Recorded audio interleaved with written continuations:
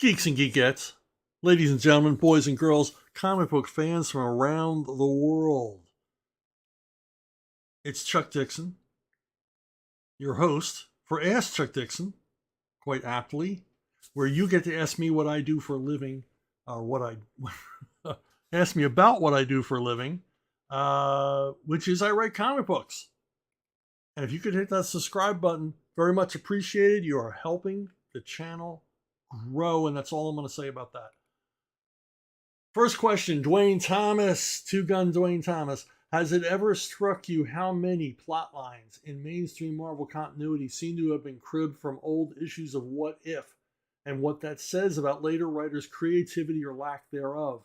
Just looking at the original 1977-1984 series, I see What If Spider-Man joined the Fantastic Four, the Hulk had Bruce Banner's brain, Jane Foster became Thor, Conan walked the earth today, Doctor Doom became a hero, the Hulk became a barbarian, Spider-Man's clone lived, Elektra lived, the Beast and the Thing continued to mutate, Sharon Carter had not died. Well, this is another instance where I'm learning from you. I never thought of this. I don't know that anybody has ever thought of this. As in a previous episode where one of you brilliantly suggested an absolutely jaw-droppingly amazing idea for an intercompany crossover, this one also it's a mind blower. You're right. Somebody just, what are we going to do next month? Just went back through the long boxes. It had never occurred to me, and I read all of these. It had never occurred to me, even that, boy, this seems familiar. But it does seem like they went down the whole list of What If comics. And of course, every story should be a What If story, but these are specifically What If stories, or as they would call them in DC Comics, imaginary tales, till they came up with Elseworlds, which sounds a lot cooler. But yeah, I mean, you nailed it, my friend. They're busted. Muttman. Question 1. Have you ever written an all ages comic or a story written for younger readers? If so, was it an enjoyable creative experience? Before I got into comics, I wrote children's books. Not my first choice. Comics were always my first choice, but I somehow backed into a short career writing children's books, mainstream books. I wrote 2 Winnie the Pooh word books, which went on to become huge bestsellers. They were advertised in TV Guide, so they were big. Of course, I saw no royalties because, as far as the world knew, they were written and drawn by Walt Disney himself. But it was a terrific experience, and writing for kids is tough. That's what I learned. Writing for kids is tough. You can't fool kids. You can't just write, some clever stuff or some arch humor.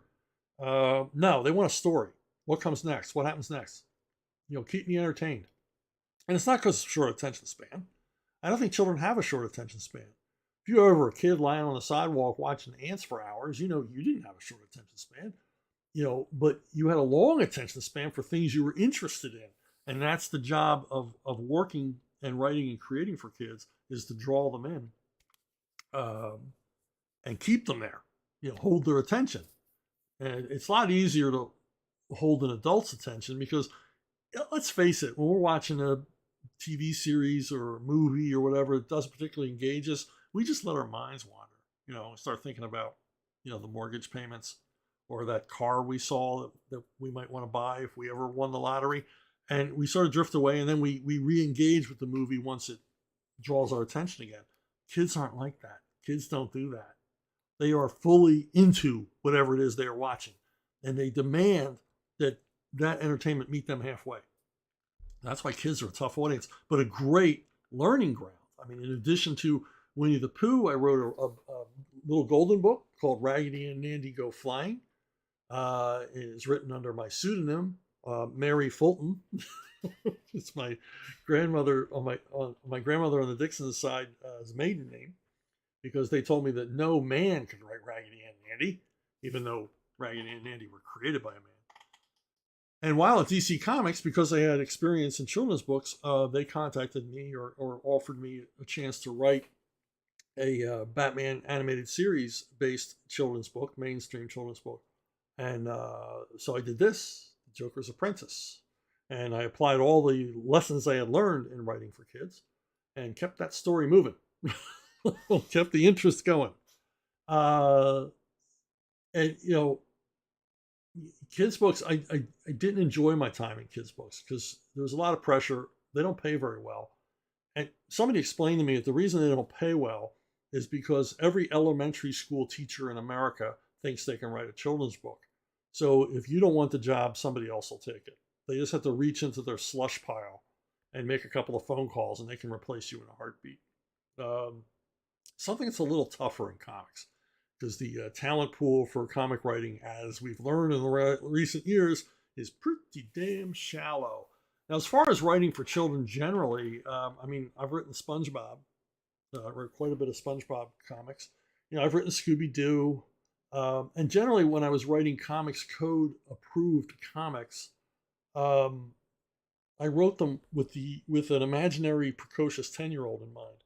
So even when I was writing Batman and Robin and Moon Knight and things like that, I was writing for children in my mind, but trying to make the work double layered. SpongeBob is a great example. SpongeBob has obviously immediate appeal for kids.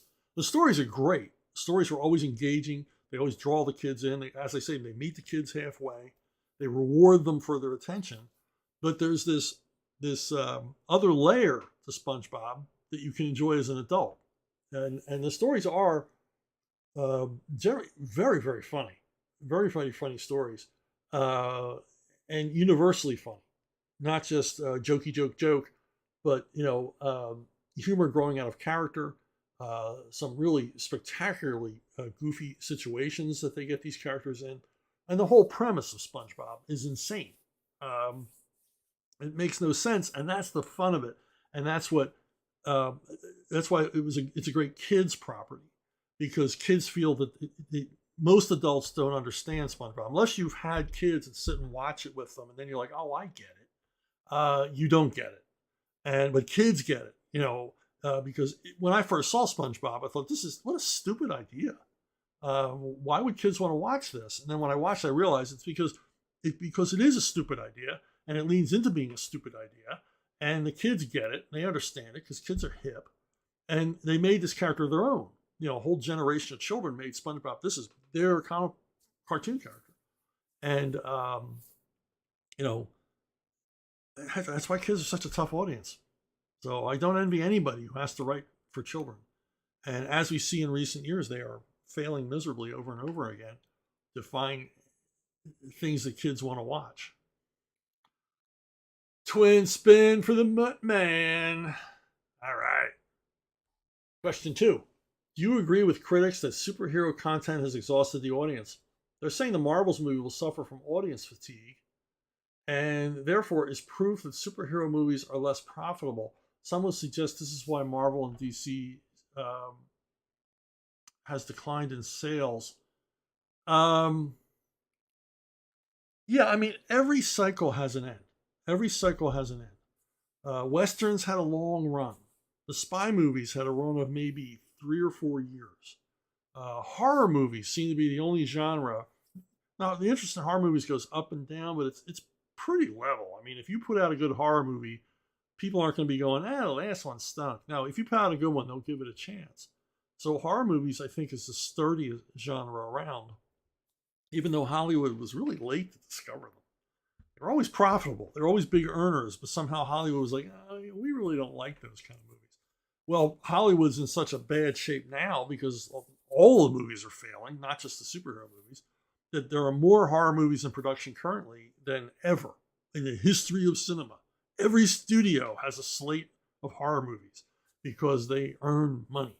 They don't cost as much money to make unless you are an idiot and you sign a $400 million deal for 3 Exorcist movies that tanked at the box office.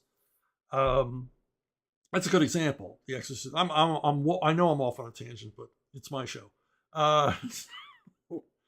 those Exorcist movies made no sense. $400 million deal with the producers to create 3 Exorcist movies.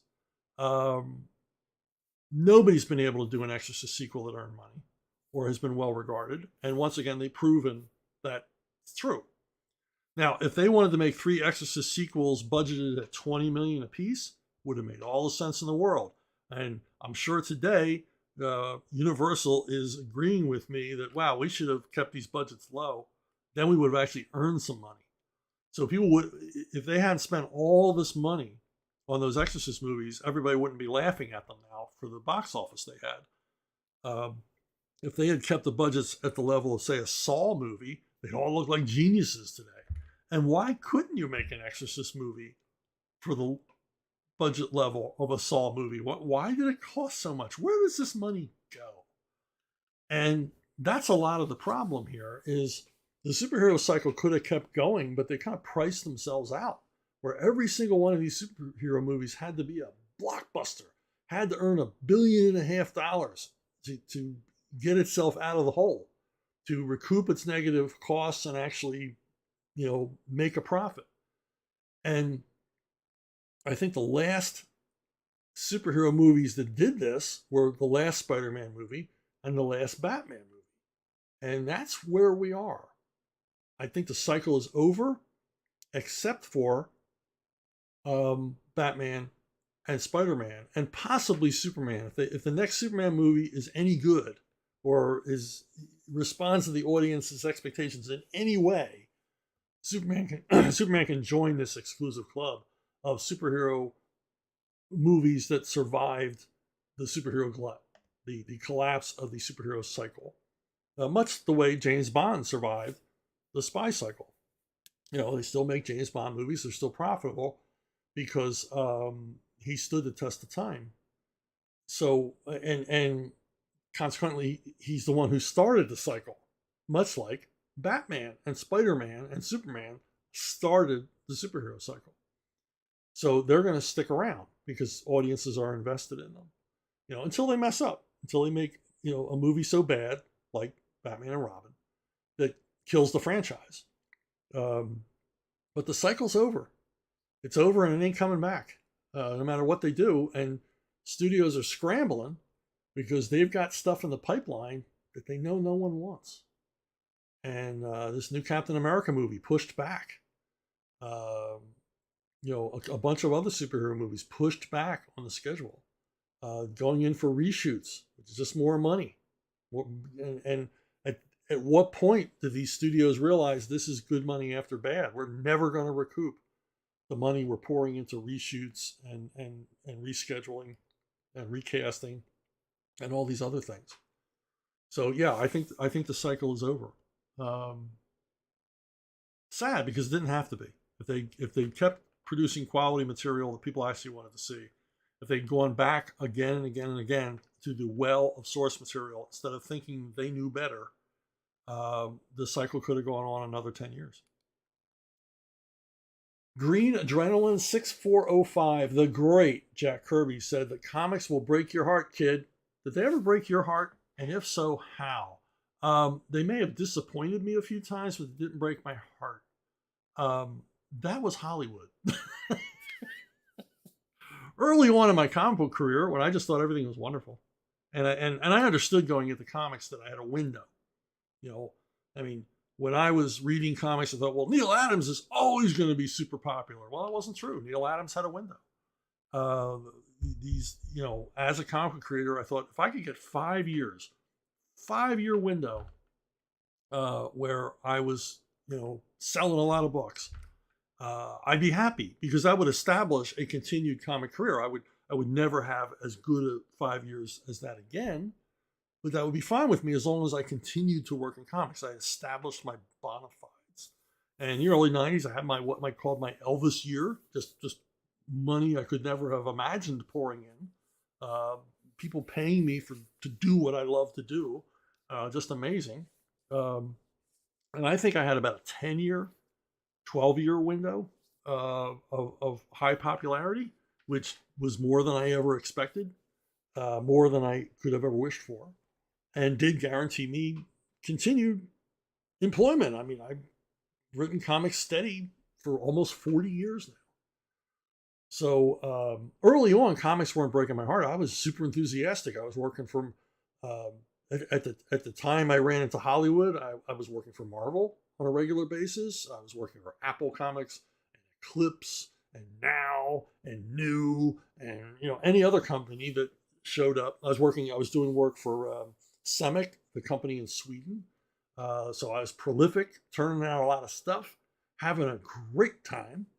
And along comes Hollywood with an interest in producing a movie based on Alias, the Now comic that Todd Fox and Enrique Villagrán and I worked on until Now stopped paying us. And this thing got as close to getting made as you can get without being made. I mean, I imagine people who actually completed a feature and then have it shelved forever, that's got to be a killer. But this one was as close as a comic book guy could hope to get, in that it was cast Nicolas Cage, Gene Hackman, screenplay by Academy Award winner, well, soon to be Academy Award winner Frank Darabont, directed by Joe Dante, directed The Howling and Gremlins. This is going to be his first like non-genre, straight up thriller movie, crime thriller movie. And it was Universal. Locations were shot. It was 2 months away from principal photography beginning, which is when the real money rolls in. And Universal decided that Nicolas Cage could not carry a feature. This is early 90s. This is before he won an Academy Award, I believe. And they just dumped the whole project. They just, it went away forever. And it didn't break my heart because I wasn't going to make that much money off it because I didn't own it. I was hoping to see some money. I was hoping to get some recognition. So naive. But what it did make me do is turn my heart to stone as far as Hollywood was concerned. I was already anticipating, I'd already turned my heart to stone as far as comics were concerned because I knew, like I said, the window would end. They would eventually disappoint me. But I turned my heart to stone, and I became, as one producer said, the guy famous for saying no. I would call and I would get offers for options. I would get offers to write screenplays, and I would say no because the money was never enough. The money was never. At the time, I was maybe writing 5 or 6 monthlies and getting royalties off of books that were selling well, and Hollywood would never exceed that amount of money. I mean, if I was to write a screenplay, it would take months out of my comic book writing schedule, and they weren't offering me even scale because they thought it's a comic book guy. He'll work for peanuts. He'll be so excited to be in the movie business that he'll do anything. He'll work for nothing. He'll dance to our tune. Well, I wasn't interested in that. Comics were my thing. I didn't get into comics to become a screenwriter. I got into comics to write comics. And movies, cool. I like movies. I like movie money even better. But they were never offering enough to make it worth my while, enough to, jump into it. Now, Frank Darabont, when I talked to him on the phone during Alias, he said, you should come out to Hollywood because he liked my writing. Later, he would do the screenplay for Way of the Rat. Awesome screenplay. But he said, you should come out here. You'd fit in. You could get work. Blah blah blah blah blah. Well, I had a young family, and I was happy. I was happy what I was doing. I didn't want that Hollywood rat race. I already knew it would be bad. It would be bad for me, bad for my psyche. So I didn't do it. And I'm so glad I didn't because so many comic book guys I know who ran out there, it wasn't a good experience for them. It ended up, breaking up families, things like that. It's just not a good experience. It's an ugly place. It seriously is an ugly place. And I'm glad I made that decision not to go out. And years and years later, I was speaking to Ed Gorman, who's a prolific crime and Western novelist. And I told him the story, and he said, "You made the right decision." He said, "Because I went out there, and so many guys I know went out there, and they had initial success, and then they spent 5 years generally trying to replicate that initial success, and it never happened for them. And they left there, broke and broken. So I'm glad I didn't do it. I mean, not that it was ever a choice. I never really even thought about it seriously, but I'm glad I didn't do it. And so in that way, yeah, nobody really broke my heart, but I definitely hardened my heart. So the Hollywood thing taught me that. So I was prepared when comics turned their back on me for a while, and I had to find new venues. I was in the wilderness for a while after leaving CrossGen, but I had good friends in the business, and they reached out and gave me work. And I rewarded them by doing good work. Thank you, Bongo Comics. Thank you, Marv Wolfman, who I will mention later in this video. Thank you to a whole bunch of people. Tom DeFalco, people who reached out and gave me paying work for a while, so I could feed the family, pay the mortgage. There are good people in comics, is what I'm saying, but the comic industry as a whole it's a tough business. David Jordan, I noticed that you did Hunter Ninja Bear for Phenom Comics, and Scott McDaniel did Star Riders for them. Are there any talks for you two to work together on a project for them? It seems like a sure hit if you two are on the same book again. Hey, Star Riders by Tony Bedard, awesome comic book writer. How often do I say that? And Scott McDaniel is worth your time and effort. It's from Phenom. Phenom produces only quality stuff. And you should check out Star Riders by Tony Bedard and Scott McDaniel. Hey, I'd work with Scott in a heartbeat. Mr. McDaniel, awesome talent, and we got along great. We had a lot of the same sensibilities, a lot of the same approach to comic book creating. And if comic book fans are telling me the truth, my run on Nightwing with Mr. McDaniel might be the best thing I ever worked on. I'm not gonna. I've worked on a lot of great stuff. I'm not gonna place anything number one, but certainly Nightwing close to my heart. I really enjoyed the time on it. I really enjoyed working with him and seeing what he would do each month. And boy, Mr. McDaniel is a serious comic book creator. He is a workhorse, not serious about himself. He's a fun guy, one of the funniest guys I've ever met.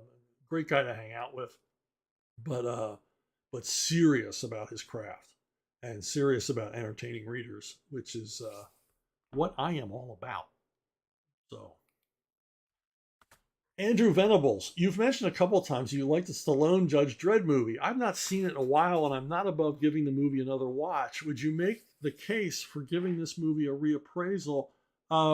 Yeah, I mean, I haven't made it a secret that I love Judge Dredd. I've read Judge Dredd from the very beginning. It's one of my favorite comics. I think it's absolutely brilliant. And I thought that Stallone was a good fit. Yeah, I don't like that he took the helmet off, but it's Sylvester Stallone. They weren't going to make him Sylvester Stallone movie where Sylvester Stallone doesn't show his face. But I've told this before, but I told Alan Grant, we were standing, we all just had, the whole back crew had just had dinner, and we were standing afterwards talking, and Alan asked me what I thought of the Stallone Dredd, and I said I liked it, and he actually reached out a hand and shoved me. his reaction was so visceral. And then he apologized. And he said, I can't believe it. You're such a fan of Dredd. And I said, well, that's why I liked it. It had, particularly as a fanboy, it had so many elements. I mean, Mega City 1 was incredible. Even more incredible because of the limitations of 1990 special effects, the use of miniatures and all the rest of that. It just looked so cool. And there were so many of the great characters, Judge Hershey, and it had the Long Walk, it had the Cursed Earth, it had Mean Streak, it had those crazy brothers whose names I can't remember, and it had all these great elements. And because Sly is such a big comics fan, I mean, he got into playing the role. And I know people were annoyed by Rob Schneider as Fergie, but Fergie was in the stories in the comics, and I think that Rob he played him the way he appeared in the comics. I thought the humor worked. I thought the action worked. I thought it was just a whole lot of fun. Its biggest downfall was that it didn't get a PG rating, or PG-13 rating. The R rating, I think, really hurt it at the box office, because this is a movie that dads would have taken the kids to see.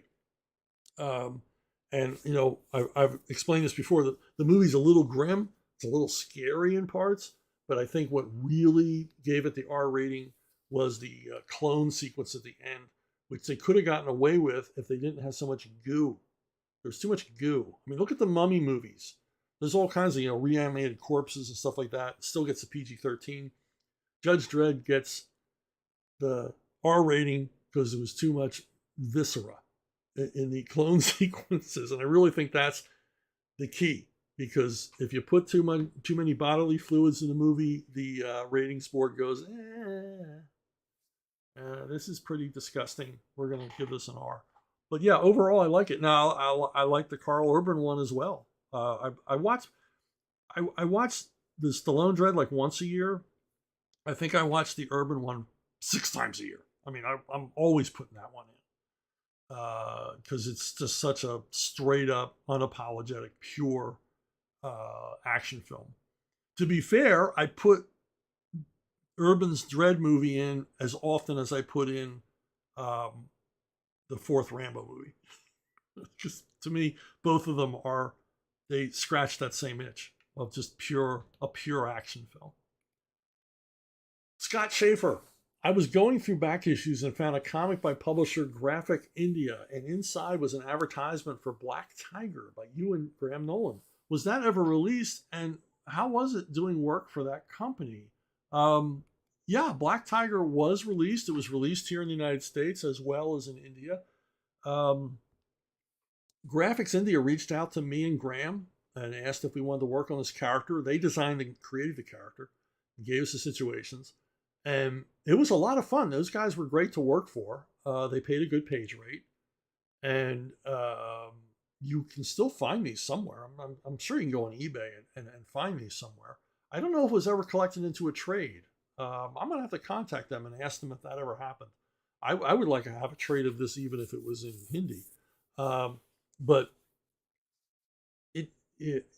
we did other work for them, Graham and I did other stuff on my own for them. Graham and I did a series that was never published. It was to be tied in with a movie property that never came to be. It was called Astra the Invincible. And to this day, Graham and I put it up there with our Bane work as some of the best comics we ever did. It's a alien invasion. Think Jack Kirby's Thor. And that's what it is. I think it was a 54-page graphic novel. And we had so much fun working on it. And it didn't see the light of day because the movie deal fell through. Now, Graham and I are reaching out to the publishers in India to see if we can make some alterations to the artwork. Because it was drawn with a specific Bollywood actor in mind. And we would have to change that likeness. And that's really all we would have to change to make it publishable. And we're trying to reach out to Graphic India to see if we can at least do it in a digital format, because it's an unpublished Chuck Dixon, Graham Nolan sci-fi action adventure. And it really is wild. It really is crazy. And we really dug working on it. Now, one of the things, working for a company in India, I realized they were going to be published in the United States, but I also thought, well, these are going to have an audience in India as well. I need to learn what Indian audiences expect from their entertainment. I mean, how are their storytelling sensibilities different from ours? And so one of the happy results of working for Graphics India is that I watched dozens and dozens and dozens of Bollywood movies, including Bollywood superhero movies, which you need to check out. They are a blast. So I watched a lot of Bollywood movies and learned a lot about what the largest movie audience in the world expects from its entertainment. And there were significant differences. There were similarities to Hollywood films and a lot of differences. And I had to learn them. Also learn more about the culture. I remember writing kids playing soccer, because I thought everybody in the world outside the United States loved soccer. And the editor called me and said, we're really not that into soccer. We're more into cricket, which came as a total surprise to me. But I learned from watching the Bollywood movies what to avoid. The Indian stereotypes that we think of that are not accepted as cultural elements by people who live in India themselves. And so I remember where Graham, I did not write this, Graham drew a cow in the background, just like on a city street. And it caused a bit of a furor. And they called me, and I'm like, look, I didn't write that in. I knew the sacred cow thing was, a stereotype. But Graham threw it in. So I'm throwing Graham under the bus. He didn't know. He didn't talk to them as much as I did. He didn't delve into the research as much as I did. But it teaches him to follow my scripts more closely. Mr. Nolan, you must follow my scripts religiously, without question. But it was a fun experience, and now I'm going to get a million questions about Astra the Invincible, and I hope to be able to answer them soon. So, but look for it. I'm sure it's on eBay. I'm going to look on eBay after I'm done with this, see if there are any copies out there. Scott Schaefer, what happened to the Airboy revival that was supposed to have occurred through the publisher It's Alive? I assume they took the money from Indiegogo and went out of business. The only thing I had gotten from them was a PDF of Airboy 51, but nothing from number 52. That's kind of a dark side to crowdfunding comics. That's why I don't participate anymore. Well, the sad thing is that the founder and one-man band that ran It's Alive, unfortunately, unexpectedly passed away. He's a young man. He came as quite a shock. And he passed away in basically at the very end of the production of Airboy 52. Now, Airboy 52 is completed. And some of his friends were getting together in an effort to have it see publication. So where that stands right now, I have no idea, because I wasn't that involved in this isn't to say it's not my fault, I just simply wasn't that involved in the day-to-day doings at It's Alive. I mean, Drew contacted me and said, do you want to do some stuff? And I'm like, yeah, cool. And we did it, but I wasn't that involved in the day-to-day. So I don't know currently what's going on with fulfilling that crowdfunder. But I do know the work was completed. I mean, I certainly would like to have some copies of Airboy 52 for my own edification. But it certainly will appear somewhere. His friends were putting everything together. It's tough, because it was like a one-man thing, and it was a matter of like finding everything. Like, where did he have this? How far along in the process was this? And all the rest of it. But I assure you, it will eventually be straightened out. And yeah, it is the problem with crowdfunding, which is why more and more, almost exclusively, I'm going with crowdfunding people who don't even pitch the stuff till everything is complete. Or near complete. So Richard Meyer and Compass Comics with Graham and Eric, they've all proven that they deliver. They'll deliver the product when they say they'll deliver it. And with Eric, it's all done ahead of time. It's all completed, everything. Man, it's hard to keep a secret. Work on something for months and months and months and not be able to tell anybody about it. But Eric doesn't put it out there, offer it until it's done. I mean, Alpha Core 1 will be fulfilling in just a few weeks, but all the copies are in the warehouse now. I saw them. It's a mountain of freaking cases. Jason Shepard. I once read an essay by Denny O'Neil where he said that after he'd written a character, he couldn't read that character anymore. Like anyone else's take on that character is wrong. Have you ever felt anything like that? Is it difficult for you to read someone else's version of Batman? Yeah, I've brought this up in last week's video that it's tough. It's hard to see what someone else is doing with something that you've invested so much of your imagination and effort and everything else into, and to see them get it wrong. I can't even imagine. Denny must have been, plugging his ears half the time, going la la la la la la, so he didn't have to hear about some of the horrible things. And that they did to Batman, including incontinent Batman, and things like the Killing Joke, which I know he wasn't a big fan of. So, yeah, I mean, I think every comic creator feels that way, where, you know, especially if you've worked on a character for an extended period of time and had something to do with their continuing legacy. It's hard to look and see what someone else has done. This subject will come up again in this video. Dan Brannon. I recently read Hunter Ninja Bear, and I appreciated all the realistic frontier colloquialisms and homespun vernacular among the hunters. But did you have a hard time committing to the use of a more formal English with the Japanese characters? I imagine such a decision could easily lead to paralysis by analysis. Do you have a protocol at such crossroads? Just flip a coin or what? Yeah, I mean, when I'm writing Japanese characters, I mean, I don't speak Japanese. I don't understand nuances. I don't know, are there puns in Japanese? What form, you know, I mean, how does that language work? I don't know. I don't know. All I know is from what I've read in the subtitles in samurai movies, quite literally. So, but the thing about Japan is that especially in this period, the late medieval, going into the Tokugawa period, and even to today, Japan is a very formalized society. It's very stylized. Style is a component to the Japanese culture in a way it isn't to any other culture ever. I always say it's almost as if Japan was art directed. Their culture was art directed by somebody. There's, I mean, just the fact that there's a tea ceremony. I mean, things like that, and these formalized traditions and things like that. But you have to think that they would have the same thing in their language.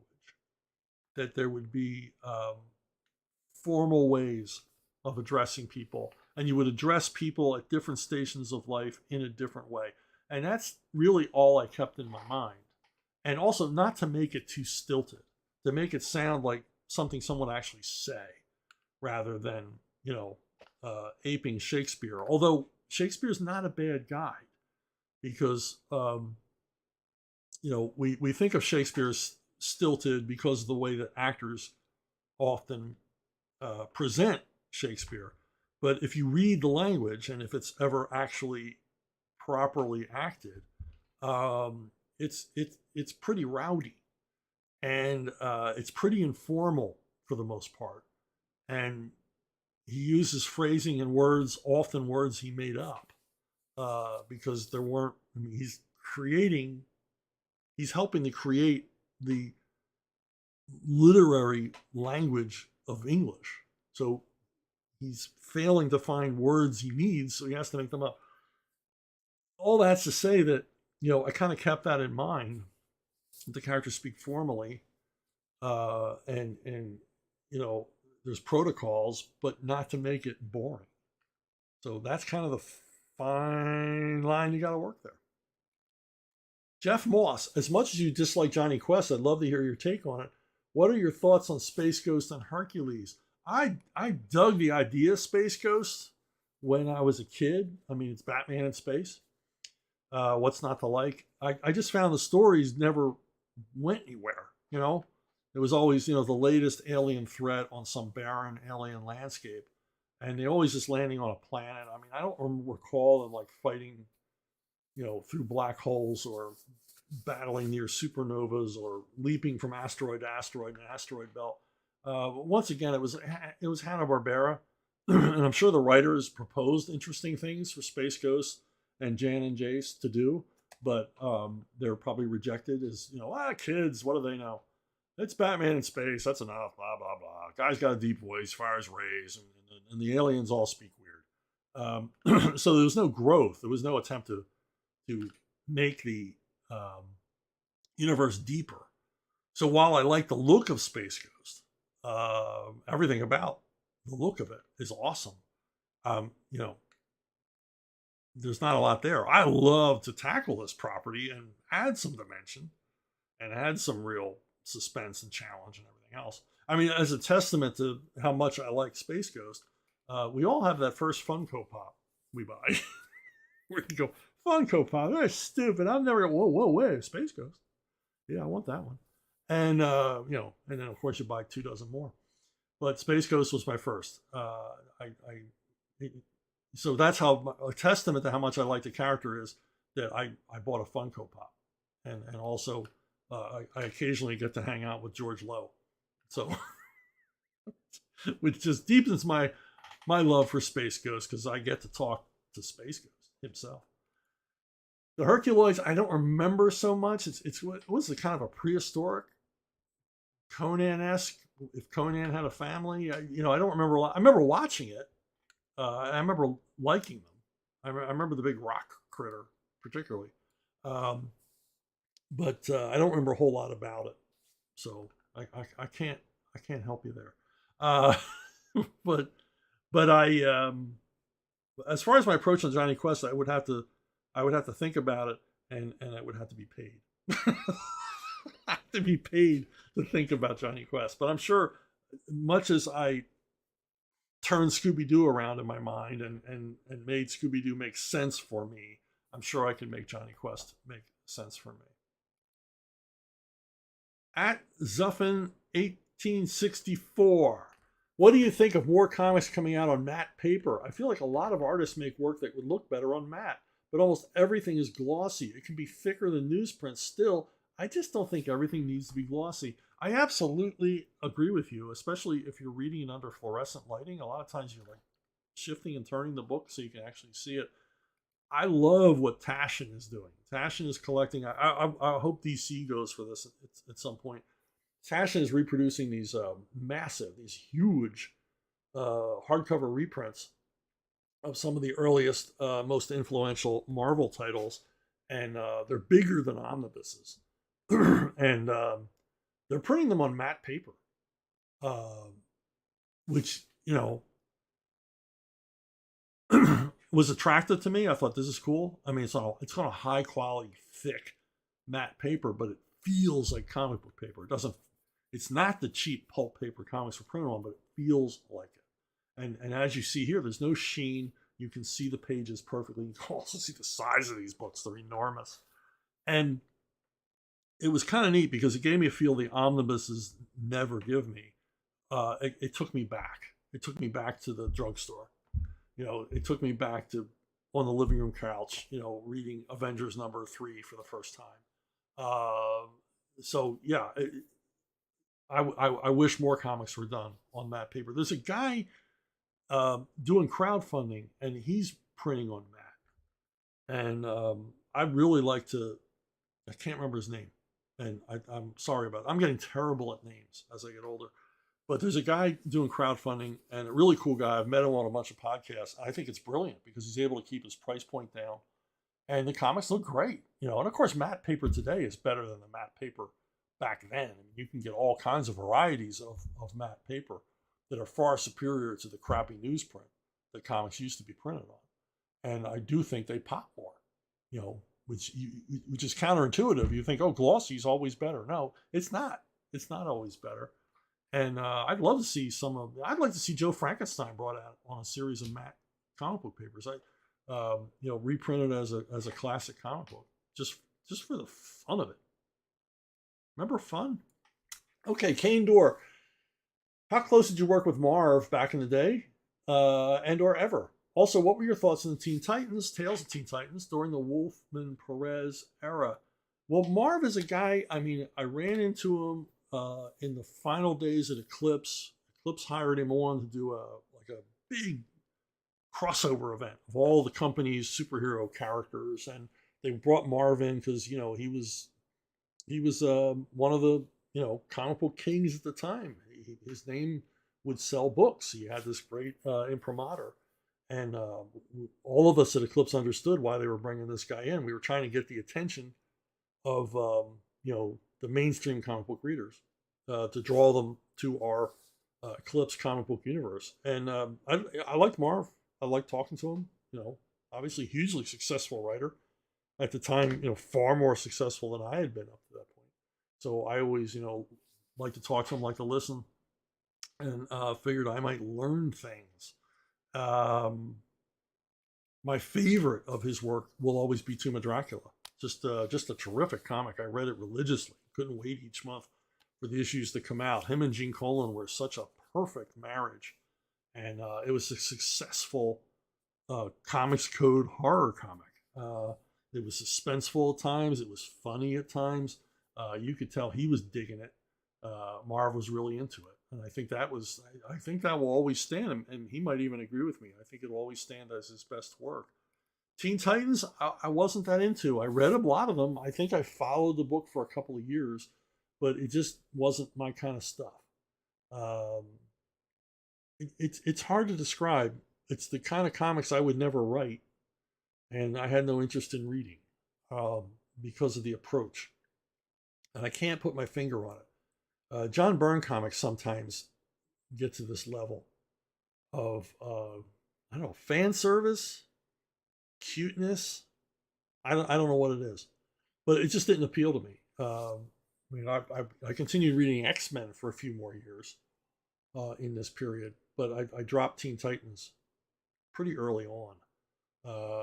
But hey, it was hugely successful. I mean, it had an audience. Just I wasn't that audience. Another thing on Marv and something Mr. Wolfman and something I touched on earlier was about not reading properties after you leave them.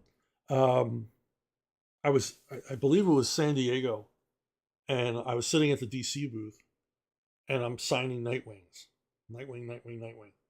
and I'm there for like an hour, and they sit Marv Wolfman next to me. Well, after like the third stack of Nightwings and the third fan gushing praise all over me for Nightwing, I finally turned to Marv and I said, I feel like a creep. I really do. You created this persona of Dick Grayson. I would not be writing Nightwing if it were not for you. And I feel odd sitting here. And Marv got this big smile on his face and said, I'm so glad you said that. Basically, I was addressing the elephant in the room because I didn't want any tension between us. And I said, it must feel terrible for you to watch someone else getting praise for your creation. And he goes, yeah, it's not a good feeling. He says, but I'm glad you said something. Basically saying, I'm glad you're aware that you're a creep. No, it was... I'm glad you're aware of that. This is an uncomfortable situation, that you addressed it rather than just sitting there saying nothing with the two of us with this tension between us, which I didn't want. I like Marv. Obviously I like his writing. I don't like all his writing, but nobody likes all of anybody's writing. But when Marv is on, I don't think there's anybody better. brunobookstore at gmail.com. If you want to beard me in my lair, you want to draw me from my cave, if you have questions, suggestions, whatever, pictures of dogs and kitties, throw them my way at brunobookstore@gmail.com, the most reliable way of reaching me. And while I have you, the pre-mentioned Alpha Core #1 is still out there. You can still get it through January. There's all kinds of, there's 4 different covers. I think the CGCs are all sold by now. And there's, tchotchkes, and we've got goals to reach about animation, about announcing Joe Bennett and my next project for the Ripperverse. But if you don't know what Alpha Core is, it's superhero cop thriller. The members of Alpha Core are the public servants and public figures who patrol the skies and the streets of Florispark, the fictitious Texas town that is the core of the Ripperverse. And I had a blast doing it. And as you can see, Joe Bennett gave it all to this project. A tremendous artist. One of those rare artists who delivers the eye candy as well as being an awesome storyteller. And he and I plan on working together on the Ripperverse for a while because we really dig collaborating. We're having a great time, and I think you will too. So check it out at the Ripperverse. I will provide the link below, and I think it's worth your time. And as I said earlier, it's the first of many projects. I've already written 2 more projects for Ripperverse, and we'll be writing a 4th before the year is over. And these are graphic albums. These aren't just pamphlet comics. These are all 100 pages plus. And it's good reading. So anyway, thank you for listening. Thank you for watching, subscribing, liking, and all the other wonderful things you do. And thanks once again for the incredible questions that make this show what it is. It's not my answers, it's your questions. And I will see all of you